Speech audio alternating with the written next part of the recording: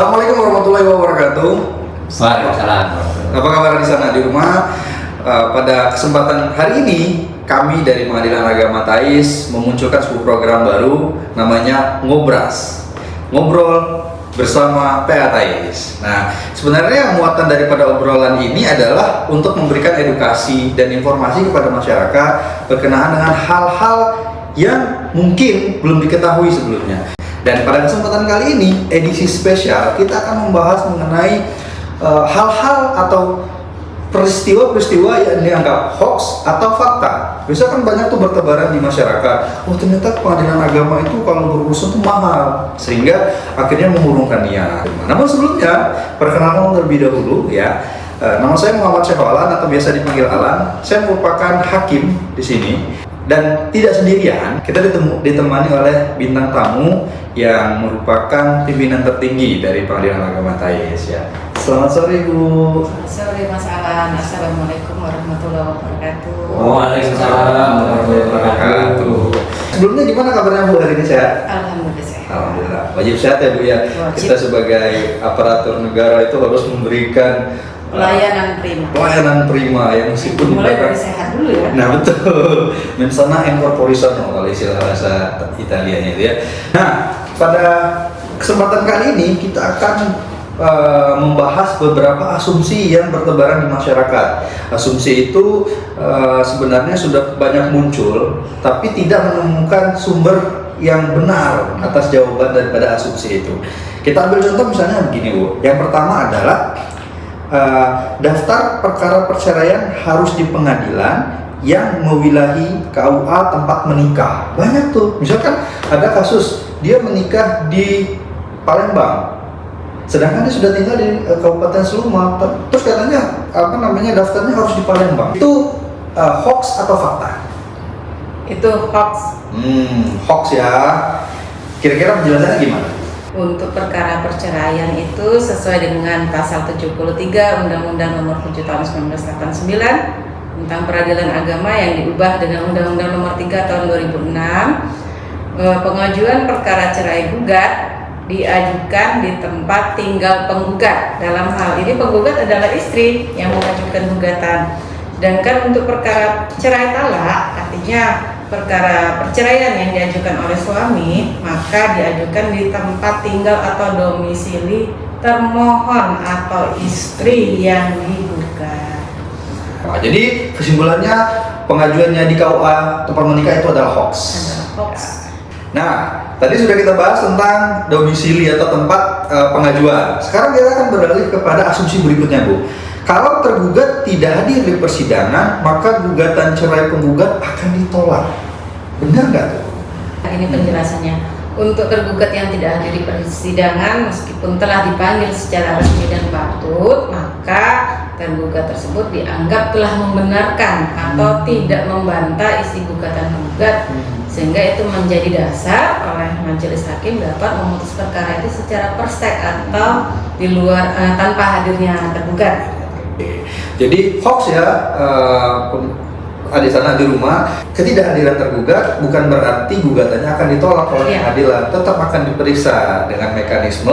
Kalau ternyata tergugat tidak hadir dan tidak menggunakan haknya, maka akan diputus dengan istilah first take. Saya agak Minum dulu. Silakan. Minum dulu, Pak. Kita minum dulu Bu. Ini kan baru pertanyaan kedua ya, masih ada 2.588 lagi Bu pertanyaannya ini ya. Oke, dan kita akan lanjut pada asumsi yang berikutnya Bu, yang ketiga ya. Nah, ada asumsi yang menyatakan untuk bisa mengajukan gugatan cerai harus sudah pisah rumah selama 6 bulan. Apa benar itu? Itu bisa jadi fakta tapi dengan catatan. Oke, nah, fakta tapi dengan catatan. Jadi itu Mas Alan bisa dikatakan fakta tapi dengan catatan. Dengan catatan. Jadi bukan fakta yang memang mutlak harus seperti itu, tapi ada catatannya bahwa perkara tersebut bisa dikabulkan apabila alasannya itu karena terjadi perselisihan dan pertengkaran terus-menerus dan telah berpisah sekurang-kurangnya 6 bulan. Tapi ada lanjutan berikutnya, kecuali ditemukan fakta terjadinya KDRT baik yang dilakukan oleh penggugat maupun tergugat. Baik, tadi sudah kita bahas berkenaan dengan 6 bulan. Jadi sedikit mengulas bahwa kalau pengajuan 6 bulan itu di bawah 6 bulan dan ternyata terbukti KDRT, maka kemungkinan besar perkara tersebut dikabulkan ada. Artinya tidak menutup kemungkinan bahwa harus 6 bulan betul selama memang terbukti adanya KDRT. Seperti kita sebutin tadi jenis-jenis KDRT-nya. Nah, sekarang kita akan membahas tentang hak pasca perceraian. Nah, banyak nih perempuan kan atau ibu-ibu nih yang ketika mau bercerai kadang bertanya begitu. Jika istrinya itu mengajukan gugatan, apakah si istri ini akan tetap mendapatkan hak pasca perceraian, nafkah idah atau mu'ah atau nafkah yang lain misalnya? Jadi itu hoax atau fakta? Ya, hoax atau fakta yang maksudnya. Jadi tadi katanya kalau istri yang mengajukan tidak dapat. Iya, katanya nggak dapat itu. Itu adalah hoax. Oh, itu hoax ya. Jadi kalau istri mengajukan tidak dapat itu hoax. Penjelasannya gimana? Penjelasannya gini ya. Jadi dijelaskan dalam surat edaran Mahkamah Agung nomor 3 tahun 2018 bahwa perkara cerai gugat, ya, artinya perkara yang diajukan istri tetap berhak atas nafkah idah dan mu'ah sepanjang istri tidak terbukti berbuat nusyuz atau membangunkan suami. Artinya dia tetap bisa diberikan nafkah idah dan mu'ah selama tidak terbukti adanya perbuatan nusyuz dari istri.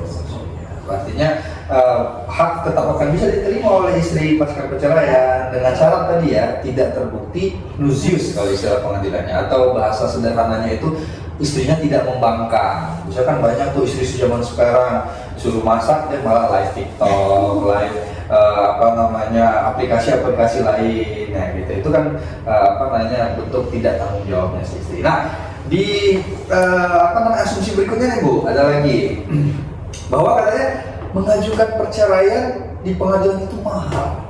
Benar nggak Bu? Hoax atau fakta? Itu juga hoax. Hoax ya.